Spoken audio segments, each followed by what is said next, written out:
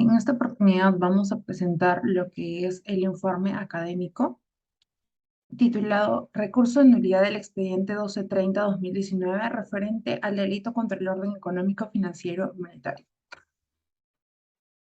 Como autores están Ayala, Guerra, Sarmiento, Vega y, bueno, García, que no participó, y tampoco Vega y tampoco Sarmiento. Tenemos tres capítulos: marco contextual, marco teórico y la metodología. El último capítulo es el capítulo número 4 sobre resultados y discusión. Introducción. Como introducción queremos explicar que los delitos financieros y el daño que generan, ¿no?, a la sociedad y a los bancos, que en realidad son más que todos los afectados. Entonces también nos hemos formulado las preguntas de cuándo se tipifica la conducta de un funcionario en el delito de la obtención fraudulenta de créditos, por el mismo caso. Y bueno, queremos también explicar todo sobre referente al recurso de nulidad 1230 del año 2019. También nos planteamos referente a este caso las siguientes preguntas. ¿Cuáles son las medidas legales y sentencias que se han aplicado en el recurso de nulidad número 1230-2019? Y bueno, nosotros nos hemos respondido que desde nuestro punto de vista consideramos que las medidas aplicadas al caso de este recurso de nulidad son las correctas. ¿Por qué? Por el vicio de procedendo o errores improcedendo en la sentencia. Nuestra finalidad es conocer cuáles fueron las medidas legales que se aplicaron en este expediente anterior al recurso de nulidad, que era el 1318 del 2014, a cargo de la Sala Penal Transitoria de la Corte Superior de Justicia de Lima Sur, las causas y las motivaciones que tuvimos. Como capítulo 1 de nuestro marco contextual, queremos describir lo que es, en realidad, los delitos económicos y financieros, ¿no? Que todo sistema económico tiene una normatividad establecida y en el derecho penal específicamente la protege y la regula. ¿Por qué? Porque esto nos da cierta seguridad en la sociedad y también de manera financiera y económica. Entonces, estos delitos han afectado en gran proporción a la sociedad, no por su dureza o por la violencia, sino por lo mismo de tener un aprovechamiento al estar en una posición en una posición que pueda ser provechosa para poder sacar el máximo, eh, la máxima jugada a este delito, ¿no? ¿Eso qué nos quiere decir? Que puede ser un gerente o una persona que esté a cargo de, las, de los préstamos, etcétera, como en este caso. Entonces, aquí la delincuencia económica es sancionada. ¿Por qué? Por la prestación de los servicios, con prestación de servicios comunitarios. Entonces, esto puede ser con servicios comunitarios o también puede ser con una pena de cárcel, dependiendo de la gravedad del delito. Entonces, el beneficio que quiere generar el delincuente son el beneficio económico más que todo, ¿no? Respecto a este caso, nosotros nos referimos más que todo al delito de tener una obtención fraudulenta de créditos, en una modalidad del delito de administración fraudulenta, que es tipo estafa, porque esta persona era encargada de poder activar los préstamos. Entonces se refiere que ella eh, dispuso de estos créditos a las demás personas que no deberían obtenerlos, engañando su propio trabajo a la propia entidad bancaria que era el Banco de Crédito del Perú, BCP. Como formulación de preguntas nos hemos generado ya las que les hemos explicado, una de las tres es: ¿cuáles fueron las medidas legales desarrolladas en el recurso de nulidad? ¿Cuándo se tipifica la conducta del funcionario en el delito de la obtención fraudulenta de créditos? Y se puede sancionar por este delito a la asesora de ventas que proporcionó la información requerida. Como explicación de este caso, bueno, los que son investigados es el señor Eduardo Kempol Campos Mendiola y María Mercedes Quiroz Carvajal, porque ellos habían pedido un crédito al BCP, habían pedido un préstamo pero con una, o sea, sus labores, lo que presentaron los documentos de su laburo, eran falsos. No estaban trabajando en el ministerio que dijeron.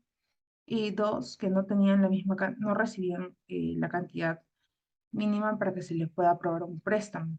Entonces, estas personas, cuando presentaron todos los documentos falsos, obtuvieron un préstamo de 58.000 soles usando información falsa. Entonces, esto en nuestro ordenamiento jurídico es la obtención de un préstamo utilizando una información fraudulenta. Entonces, Eduardo Campbell y la señora María se encontraron inmersos en este tipo penal eh, contenido en el artículo 247. Entonces, nos hemos preguntado otra vez, ¿cuáles son las características del delito económico en los cuales han incurrido el señor Eduardo Campbell y la señora María Mercedes Quirós? Como objetivo general y específicos, queremos eh, dar a conocer y también nosotros conocer cuáles fueron las medidas legales que se aplicaron en este expediente anterior al recurso de nulidad y de esto partir para poder exponer las causas y consecuencias que este tuvo, las características de la sentencia, también las características de su comportamiento y generar una concientización sobre este caso y los delitos financieros, ya que no son muy comunes ni muy sonados, pero tienen la misma relevancia que un hurto o un robo. Como objetivos específicos, según el artículo 92 de nuestro Código Penal, se tiene que cumplir obligatoriamente la protección penal y civil. Entonces, esto es lo que nosotros queremos obtener como objetivo específico, ¿no? Que la sentencia por la acusación del fiscal eh, sea tal cual. En el capítulo 2, en el marco teórico, en los antecedentes, como ya les explicamos, es el señor Eduardo Campbell y la señora María, quienes son investigados ahora por el fraude de los 58.000 soles que se les había otorgado en una oficina del Banco de Crédito del Perú, en la oficina de Villa María del Triunfo. Quien les brindó toda la información sobre el préstamo fue la señorita Luz Vanessa, quien había tramitado 119 solicitudes anteriores a personas que trabajaban en el Ministerio de Defensa. Y es lo mismo que el señor Eduardo eh, hizo tratar de decir que trabajaba para el Ministerio de Defensa, cosa que era falsa. Entonces, la señorita Luz Vanessa eh, no investigó totalmente, no tuvo las pruebas suficientes y aprobó el crédito, o sea, lo pasó. Ella solamente pasaba los créditos a otra parte de gerencia, pero ella se encargaba ella era el primer filtro para pasar todos los papeles. Si ella lo aceptaba, podían aprobarle el crédito. Con ella era una preaprobación. Entonces, ella siempre aprobaba créditos a las personas del Ministerio de Defensa. Es también por lo que se le investiga por asociación ilícita. Entonces, a ella se le impone una reparación civil de 30.000 soles por todo lo que había realizado en en su poder de ser una representante de esa agencia bancaria. Como fundamentación teórica queremos explicar que nuestro trabajo de investigación se basa totalmente en el artículo 247 que condena la conducta de un usuario de una institución bancaria o financiera que obtiene créditos habiendo proporcionado tal efecto, información o documentación sustentadora falsa o engañosa. El autor de este delito, como es la señorita Vanessa, debe ser un usuario de la entidad crediticia para que se tipifique el delito, cosa que acá vemos totalmente cierto.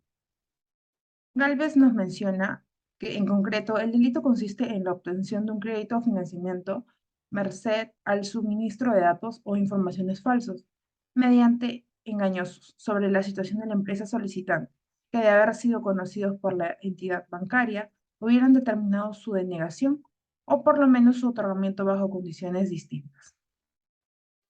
Es decir, el usuario obtiene el crédito de la institución bancaria o financiera al haber aparentado que tiene una solvencia económica de la que realmente carece. si el agente aquí obtiene un crédito que no hubiera recibido de haber confesado abiertamente. O sea, si él hubiera dicho que no trabaja en tal ministerio y que no gana tanta cantidad de dinero, no se le hubiera otorgado el préstamo y esto no hubiera llevado a un delito o a incurrir en este tipo de delitos. La particularidad de este delito nos interesa y nos apoyamos de que se configura aún más cuando el usuario tiene proyectado pagar su crédito. O sea, no piensa completarlo, no solamente quedarse con el dinero y hacerse el desentendido, sino que sí desea pagarlo. Entonces, es un perjuicio patrimonial que deviene en la institución bancaria, porque al mismo de creer que no se va a pagar, no se va a cancelar la totalidad del crédito, porque no tienen las pruebas suficientes de que tiene la solvencia económica, entonces la entidad financiera se encuentra en una indebida ventaja. Es por eso que no se le hubiera otorgado el crédito si hubiera tenido la información verdadera. En nuestro recurso de nulidad, el que estamos detallando, la Sala Penal Permanente ha señalado que este delito, previsto en el artículo 247, requiere para su configuración que el sujeto sea activo, accionista, asociado, director o gerente o funcionario, pero que coopere en la ejecución del delito y el aprovechamiento de su cargo, con conocimientos técnicos o influencia. Entonces, considerando estos recursos y el procesado, se le condenó por una unanimidad al señor Miguel Ángel Gálvez Quirós, Luis Estuardo Yengle Arana y la señora Luz Vanessa Huertas como autores de delitos contra la paz, asociación ilícita para delinquir en agravio del Estado y por mayoría los condenó por el delito contra el orden financiero y monetario fraudulento. Por lo mismo de que ella sí estaba dentro de la configuración del delito del artículo 247, porque ella trabajaba en la entidad financiera.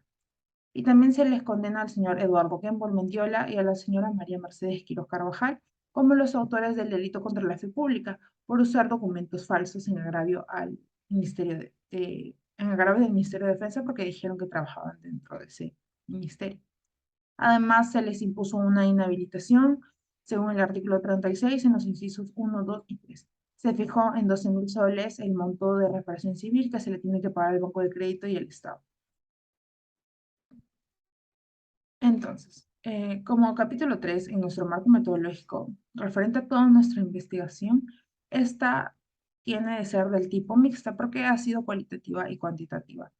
¿Por qué? Porque ha recolectado y analizado datos cuantitativos y cualitativos. De esta manera, en la parte cuantitativa hemos realizado encuestas en un cierto sector y la investigación cualitativa ha sido referente a una entrevista realizada a una abogada que tiene, bueno, y es una experta en la materia de este tipo de delitos.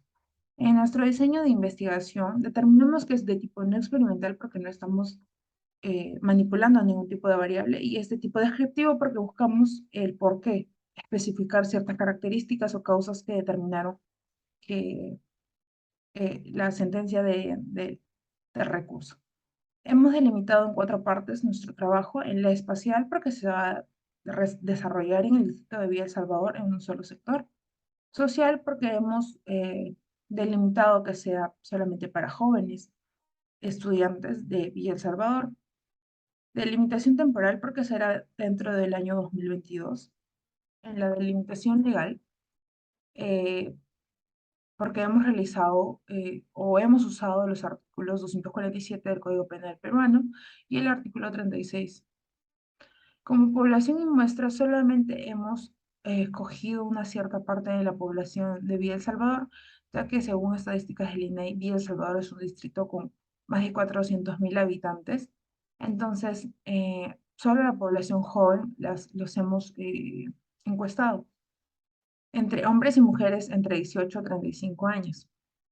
Les hemos formulado las siguientes preguntas. ¿Tienen conocimiento del delito financiero o económico?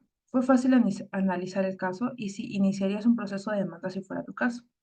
En esta muestra de estudio nos hemos dado cuenta que tienen una falta de conocimiento sobre los delitos económicos o financieros o monetarios. ya que era inexistente para ellos este tipo de delitos. Creían que los delitos de este tipo se relacionaban más que todo al robo o al hurto. En la entrevista cualitativa fue realizada a la abogada Ofelia Cáceres, Alpiste Cáceres, con el CAL 52224. Les hemos formulado las siguientes preguntas. ¿Cómo actuarías como abogado defensor? ¿Qué harías para proteger los derechos y obtener un beneficio del caso? Si fueras el juez, ¿cómo darías por culminada la situación? ¿Cuál fue la causa problemática del caso? ¿Para ti qué sanción debe tener o cuál pondrías? Esas fueron las preguntas que nos ayudaron a dilucidar algunas vagas preguntas que teníamos sobre este caso que no podíamos respondernos por la falta de inexperiencia que tenemos en este tipo de casos. En la técnica de instrumentos de recolección de datos, como ya les mencioné, en los instrumentos de recolección ha sido la encuesta, que es de tipo Likert. ¿Qué nos quiere decir eso? Que tiene más que todo un escalamiento de preguntas dicotómicas entre un sí y un no. Entonces, a la hora de preguntarles si tienen algún tipo de conocimiento sobre los delitos contra el orden económico y financiero, les hemos formulado entre el sí y entre el no. Entonces, ellos han podido elegir y facilitarnos la parte de poder obtener el resultado. Como segundo instrumento, hemos realizado la entrevista a la abogada, como ya les mencioné, que nos ayudó con su información y experiencia sobre casos parecidos a este recurso de nulidad y nos hemos respondido a nuestra pregunta de investigación, además que nos ha explicado muchísimo más sobre el artículo 247 y cómo puede ser aplicado en distintos casos. Como conclusiones, queremos resaltar que el dinero bueno, que se le dio a la persona, al señor Kemble, es una suma cuantiosa. Entonces, dentro del artículo 247, la obtención fraudulenta de créditos, esta persona no tenía ningún tipo de asociación con la señorita, más que todo se configura porque ella sí pertenecía a la entidad bancaria. En el artículo 80, limitando, establece el Estatuto General de Limitaciones en los procedimientos legales, que antes de formarse, este caso, la prescripción ocurrirá en el mismo tiempo. Como recomendaciones queremos explicarles que el desempeño laboral de la asesora de ventas y servicios de Banco de Crédito, la señorita Luz Vanessa, debe brindar capacitación, bueno, le deben brindar capacitación al Banco de Crédito para regular las medidas que tienen y los responsables que son de poder controlar y verificar la documentación que presenta el público usuario. Y también creemos que el poder que se le está brindando a estos tipos de trabajadores es mucho, o bueno, es un poder absoluto en esa parte, porque ella es el primer filtro para poder aprobar un crédito. Y sin ella no se hubiera obtenido esto. Entonces creemos que debería tener una mejor comunicación el banco de crédito y también bueno, mano dura con estos tipos de trabajadores. Nuestras referencias bibliográficas son las siguientes. Nos hemos ayudado de el autor Abadías con el derecho penal económico y en qué consiste y cómo especializarse. El derecho penal económico, en Alejos, también el derecho penal económico, en la era Compliance, en García con su derecho penal económico, parte especial, y Quiñones en bases históricas del derecho penal económico en el Perú y en el mundo. Eso es todo, muchas gracias.